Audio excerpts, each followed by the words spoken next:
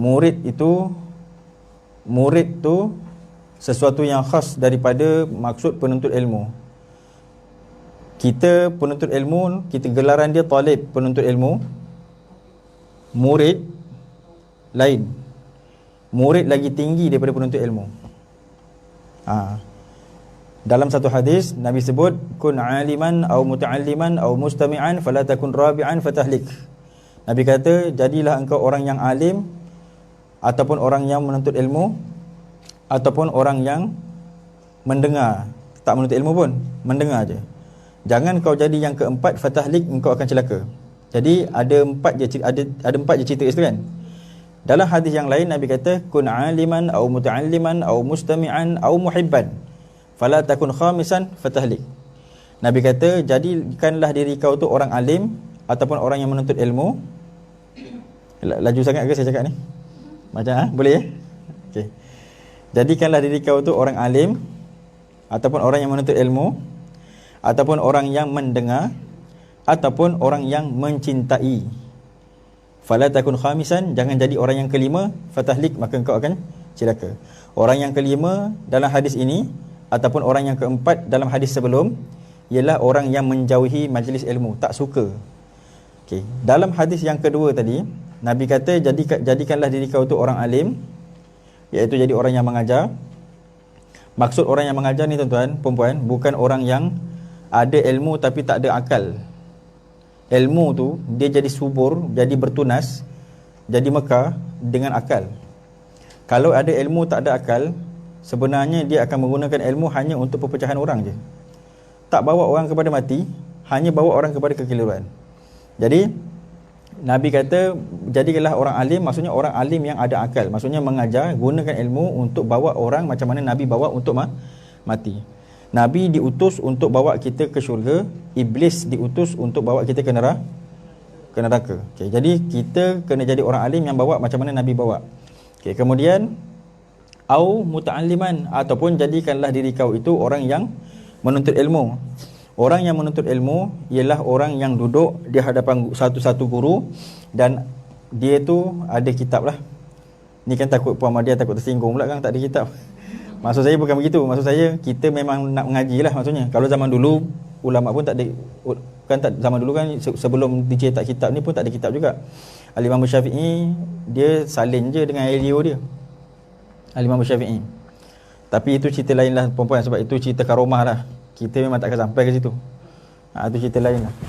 Jadi nak sebutnya menuntut ilmu ni macam perempuan. Kita datang satu kelas, perempuan ada khas. Maksudnya ada guru yang khas, kemudian perempuan ikut dia, ada kitabnya, dengar dan dobit. Dobit ni ialah tambatan. Tambatan tu maksudnya macam saya kata tadi kan. Maka menyeru oleh orang yang menyeru, saya kata kan. Okey, saya kata kat situ, fokus kat situ. Jadi perempuan pun tulis apa maksud dia. Itu namanya dobit. Perempuan dobit.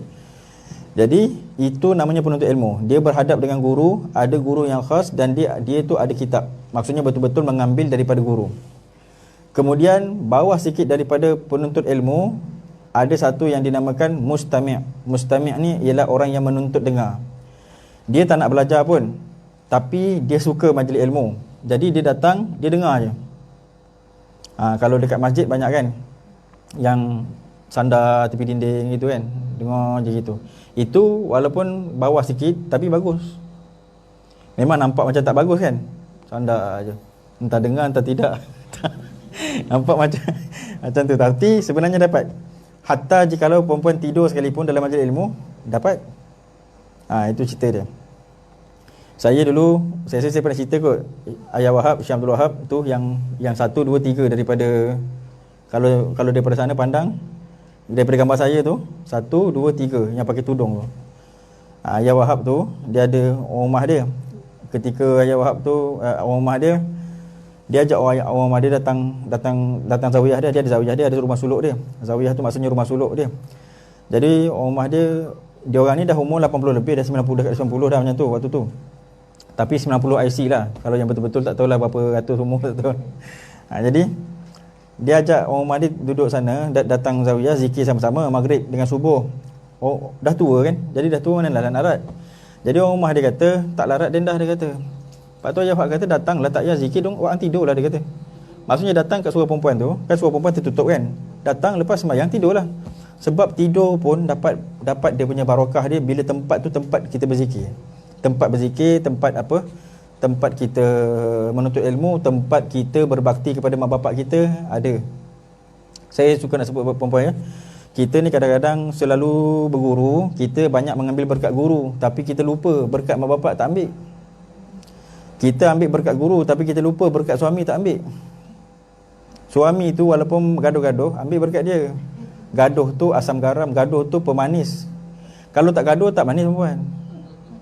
Dia mesti gaduh. Lepas gaduh kan kita minta maaf sikit kan. Lepas tu gaduh balik lepas tu. Tak ada masalah. Tak ada masalah. Jadi jangan kita lupa orang yang dekat dengan kita. Kalau isteri, suami bukan calang-calang dia punya berkat dia. Kalau anak, mak bapak bukan calang-calang berkat dia. Jadi jangan kita mentang-mentang kita penuntut ilmu, kita mengambil berkat guru, berkat mak bapak tak ambil, berkat suami tak ambil.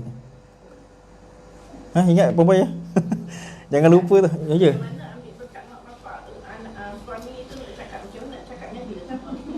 Tak payah cakap-cakap, bekas makanan dia tu ambil lah dia. Bekas makanan dia tu bekas makanan dia tu ambil. Nabi kan dengan Siti Aisyah, Nabi tanya kan, Siti Aisyah kan lepas minum kan. Tapi ni Nabi ambil dekat dia lah. Nabi nak tunjuk sayang dia, Nabi ambil cawan dia.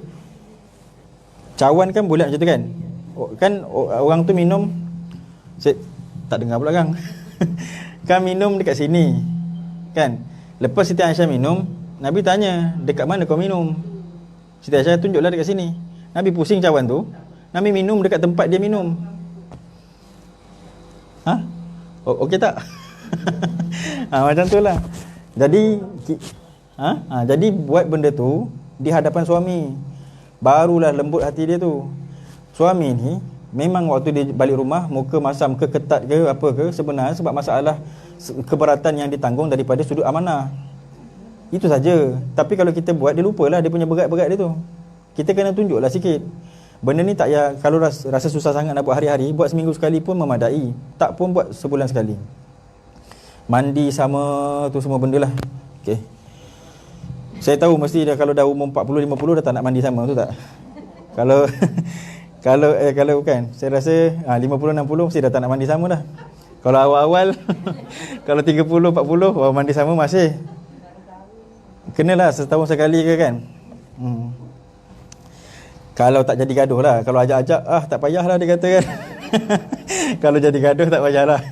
Tapi kalau tak jadi gaduh, tu setengah daripada sunnah dan setengah daripada mewarisi kebahagiaan rumah tangga. Tu saya katakan, kalau kita anak jangan lupa mak bapak, kalau kita isteri jangan lupa suami. Sebab itu tempat kita.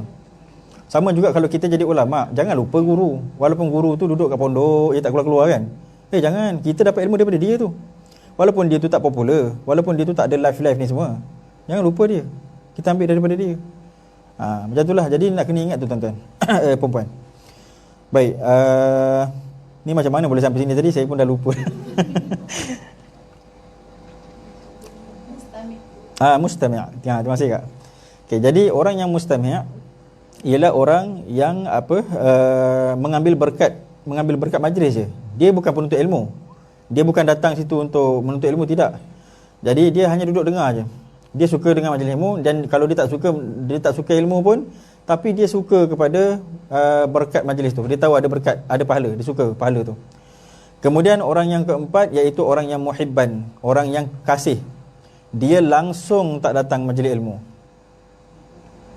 Langsung tak datang majlis ilmu. Majlis ilmu tak datang, tapi dia sayang orang menuntut ilmu. Tapi dia sayang dia sayang ulama. Orang yang mengajar dia sayang, orang yang menuntut ilmu dia sayang, orang yang datang majlis ilmu pun dia sayang. Tapi dia tak datang. Itu pun orang yang baik juga. Cuma makam bawahlah sikit. Tapi itu pun orang yang baik juga. Bila ada majlis ilmu, apa yang tak cukup? Meja tak cukup, dia bagi. Tapi dia tak datang pun. Apa yang tak cukup? Ada makanan berapa orang? Boleh tak saya buat makanan? Dia bagi makanan, tapi dia tak datang. Itu namanya muhibban. Itu pun Nabi kata, jadikan diri kau seperti itu. Satu saya kata tuan-tuan, ada waktu-waktu kita bolehlah tegur. kalau kita tengok orang tu macam sangat jahil pada ilmu, kita suruh datanglah ngaji kan. Nanti kau tak tahu kau bersuci macam mana, haid kau macam mana, sembahyang kau macam mana, apa namanya, wuduk kau macam mana. Itu kita tegurlah. Tapi kalau yang kadang-kadang kita nampak macam dia bukanlah tak tahu sangat, tapi dia tak nak datang kan. Sesekali kita panggil lah, tapi jangan sampai panggil-panggil jadi bergaduh, jangan.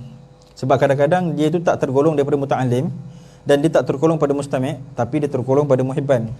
Masjid apa masalah? Oh tak cukup bil nak bayar, dia bayar, dia tolong. Itu namanya muhibban. Yang kita nak fokus sekarang bukan pada masalah 5 ni, tapi pada masalah orang yang bergelar murid. Murid tu dia dekat muta'alim, tapi dia atas sikit. Murid bukan penuntut ilmu, murid atas sikit. Murid itu terdiri daripada huruf mim, huruf ra, huruf ya, huruf dal. Itu murid. Mim itu maksudnya mahabbah. Maksudnya dia tu mesti orang yang macam muta'alim juga, orang yang menuntut ilmu, ada bawa kitab apa semua, memang mengambil daripada guru, tetapi dia ada tambahan. Dia ada mahabbah. Dia cinta kepada guru. Yang kedua, ra. Tadi mim kan? Ra. Ra ialah ru'yah. Dia mesti pernah berjumpa dengan guru, ataupun dia mesti suhbah dengan guru, sentiasa dengan guru. Itu namanya murid. Yang ketiga, ya, maksudnya yakin. Dia yakin dengan guru. Seperti mana Sayyidina Ali dengan Nabi Muhammad sallallahu alaihi wasallam ketika orang tanya kepada dia berkenaan Isra' Mi'raj, kan? Ketika orang bertanya kepada dia Isra' Mi'raj, ataupun Sayyidina Abu Bakar, orang bertanya kepada Sayyidina Abu Bakar tentang Isra' Mi'raj Nabi, dia kata apa yang Nabi cakap itu betul. Masalah logik tak logik, Nabi terbang ke tak terbang ke, logik tak logik, itu aku tak peduli. Yang penting apa Nabi cakap itu betul. Jadi dekat sini ada syarat ataupun ada ciri-ciri yang penting kita nak kena ada sebelum jadi murid. Berarti guru yang kita nak betul kasih tu mesti dia betul dalam syariat, baru kita boleh yakin dia cakap. Kalau main ambil je lepas tu nak yakin macam mana? Jadi dia tu mesti betul dalam syariat dan mesti mengikut muafakat dengan fatwa mu'tabar. Maksudnya dengan kitab-kitab mu'tabar. Mim, ra, ya, dal ialah dawam. Dawam ni maksudnya Dawam ni maksudnya dia sentiasa, maksudnya dia mulazamah. Dia sentiasa mengikuti guru. Macam mana guru bangun pagi, macam tu dia bangun pagi. Apa guru baca sebelum subuh, itu dia baca sebelum subuh. Apa guru baca selepas subuh, itu dia baca selepas subuh. Bila guru bangun daripada sejadah, bila itulah dia bangun daripada sejadah. Apa yang guru apa yang doa tu, apa yang doa ada pada guru, itulah doa yang ada pada dia. Apa nasihat guru, itulah ada pada dia. Semua ada pada dia. Sebab tu disebutkan di dalam Risalatul Murid, dia kata apabila engkau melihat akan seorang murid bercakap seperti cakap gurunya, berjalan seperti jalan gurunya, berpakai seperti pakai gurunya, saksikanlah bahawa dia sedang mewarisi rahsia daripada gurunya. Maka itulah yang dinamakan murid. Jadi murid ni makam tinggi sikit daripada muta'alim. Penuntut ilmu bawah daripada murid.